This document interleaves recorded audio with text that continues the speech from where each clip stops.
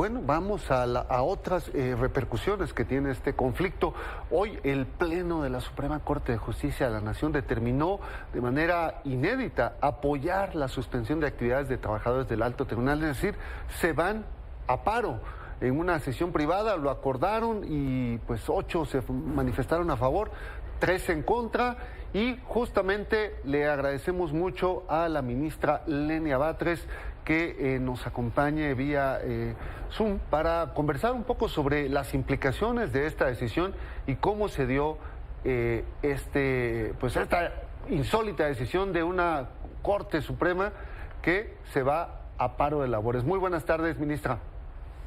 ¿Qué tal? Muy buenas tardes, Cecilia, Héctor. Aquí, pues les comento muy sintéticamente, pues ya hubo en las sesiones anteriores, había habido 2 intentos para someter a votación esta posibilidad, se vinieron posponiendo, y ya el día de hoy, que no teníamos originalmente programada una sesión privada, se realizó y se sometió a consideración, apoyándose la ministra presidenta Norma Piña en la votación que hicieron ayer 2 asociaciones civiles de secretarios de aquí de la propia Corte y de estudiantes que son auxiliares de la Corte.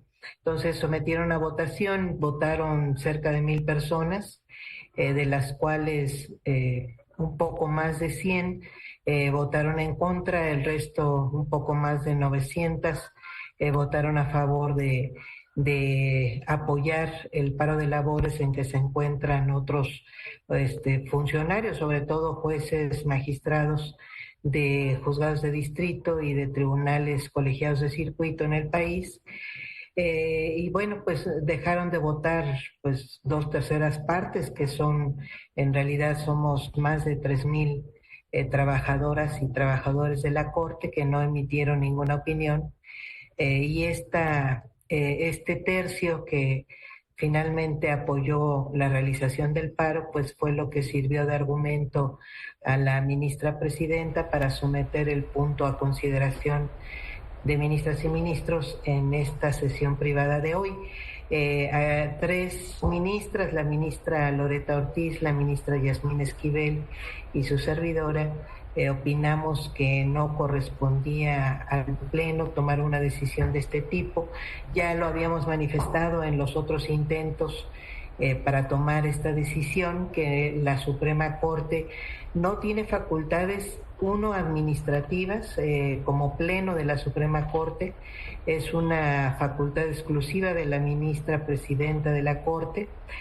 Tampoco tenemos facultades para suspender las funciones, es algo que simplemente no está previsto en la Ley Orgánica del Poder Judicial de la Federación, no tenemos esa facultad. Y además, en este caso se trata de un paro de labores que no tiene carácter laboral porque no se apoya ni en el artículo 123 constitucional ni en las leyes en materia de trabajo o que nos dan derecho a los trabajadores o que les dan derecho a los trabajadores sindicalizados para poder emplazar a una huelga y estallar en la huelga, que tiene, por cierto, diversas formalidades. Lo que dice muy puntualmente el artículo 123 constitucional es que procede el ejercicio del derecho a huelga de las y los trabajadores cuando existan violaciones sistemáticas y generalizadas a sus derechos laborales. No prevé ningún otro supuesto en el que se puedan parar las labores y lejos de eso tenemos responsabilidad administrativa y penal en caso de no cumplir con nuestras funciones, en el caso de las personas servidoras públicas en general, pero peor aún en el caso de quienes somos los responsables de estos órganos. Existen varias responsabilidades penales e incluso muy específicamente nuestra Constitución prevé el juicio político en el caso en el que no cumplamos nuestras funciones. El Código Penal Federal prevé que es un delito cobrar una remuneración de cualquier persona servidora pública sin ejercer nuestras funciones.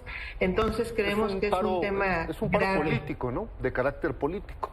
Así es. Bueno, hay responsabilidad administrativa, penal y además política, efectivamente. Y ante esto se podrían tomar esas o algunas otras medidas, como no recibir remuneraciones, prácticamente rebajarles o descontarles los días no trabajados. Habría que descontarles el día. Pues es lo que debió haber hecho ya hace varios días el Consejo de la Judicatura Federal en el caso de los jueces y magistrados que no están acudiendo a sus funciones y que además están impidiendo que los trabajadores de base realicen esas funciones porque no les permiten ingresar a los recintos judiciales. Sí deberían haber tomado ya esa medida. De hecho, la propusieron algunos consejeros, la consejera Verónica de Gives, la consejera Celia Maya, el consejero Bernardo Batis, propusieron que se tomaran estas medidas y no se tomaron el pasado lunes, de hecho desde la semana pasada había presentado yo un oficio también dirigido a la ministra presidenta de la Corte, porque la ley orgánica prevé que cuando el Consejo de la Judicatura Federal no garantice el ejercicio armónico de las funciones jurisdiccionales, nosotros tenemos competencia para solicitarle la admisión de acuerdos generales al respecto. Bueno, pues se votó y se acordó aquí en el Pleno que no se hiciera nada. Entonces sí hay un tema sin precedente y hay motivo de... Quería un poco entrar a ese punto.